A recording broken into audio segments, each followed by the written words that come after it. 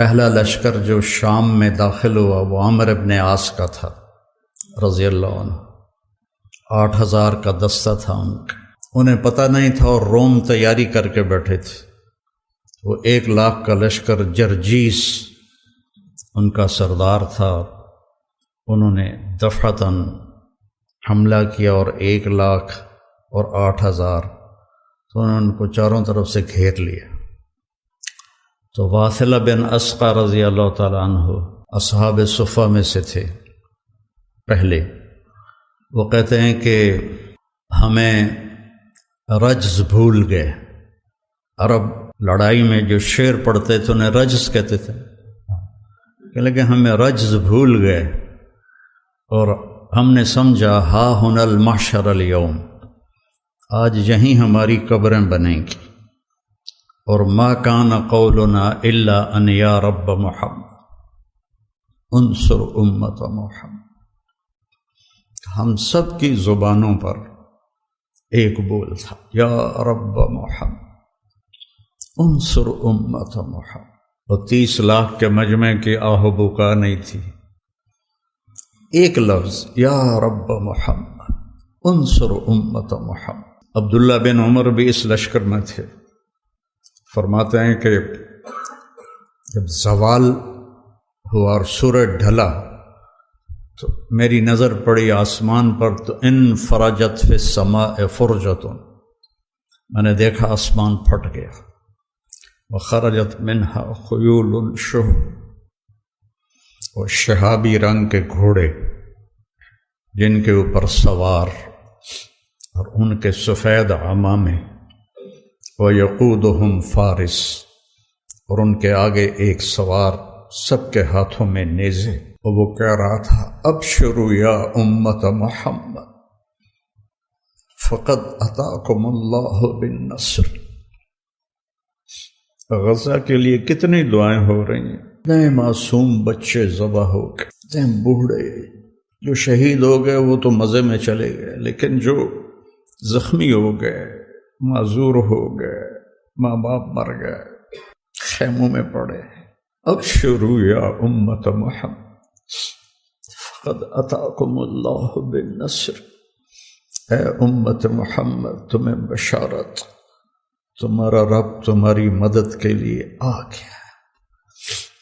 یہ جو میں کہتا ہوں نا دعا میں یا اللہ آ جا، یہ میرے ذہن میں ایسے ہی واقعات گھومتے ہیں، تو پھر میں کہتا ہوں شاید میرے پکارنے پر بھی آ جائے، اس کے بغیر تو کام نہیں چلے۔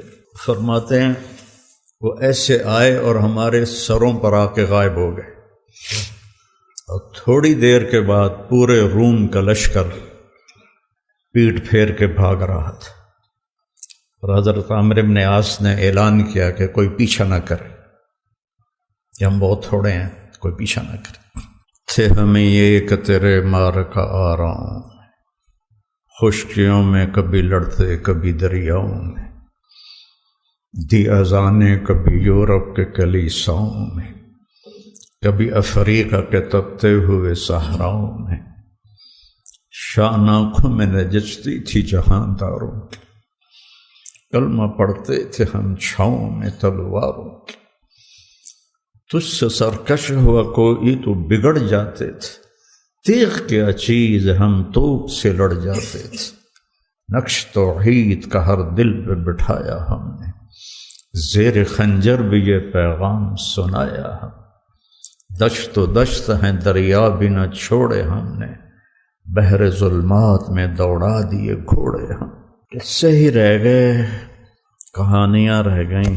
ایک واقعہ اور یاد آ گئے، جب یرموک میں سارے اکٹھے ہو گئے روم، تو حضرت خالد اور ایاز بن غنم یہ عراق میں لڑ رہے تھے، 2 لشکر۔ تو حضرت ابوبکر صدیق نے خالد بن ولید سے فرمایا کہ تم فوراً شام پہنچو اور وہاں لشکر کی کمان سنبھالو۔ ایک صحرا تھا، 1 ہفتے کا سفر، دوسرا راستہ جو تھا چلتا ہوا وہ 21 دن کا تھا۔ تو خالد بن ولید نے فرمایا کہ میں صحرا پار کروں۔ سب نے کہا ہلاک ہو جائیں گے۔ کہنے لگے جس لشکر میں رافع ابن عمیرہ ہو وہ ہلاک نہیں ہوتا۔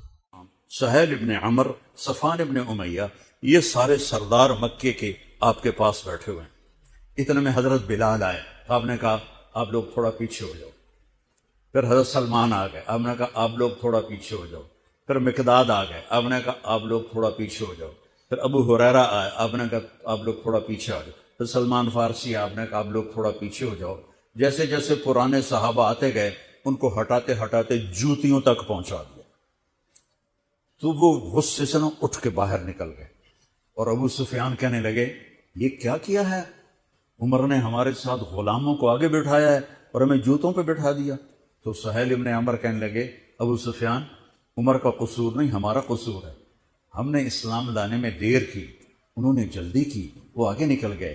اب یہ سرداران مکہ ہیں اور یہ فتح مکہ پہ ایمان لائے ہیں، لمبا زمانہ صحبت بھی نہیں ہے، قربان جاؤں۔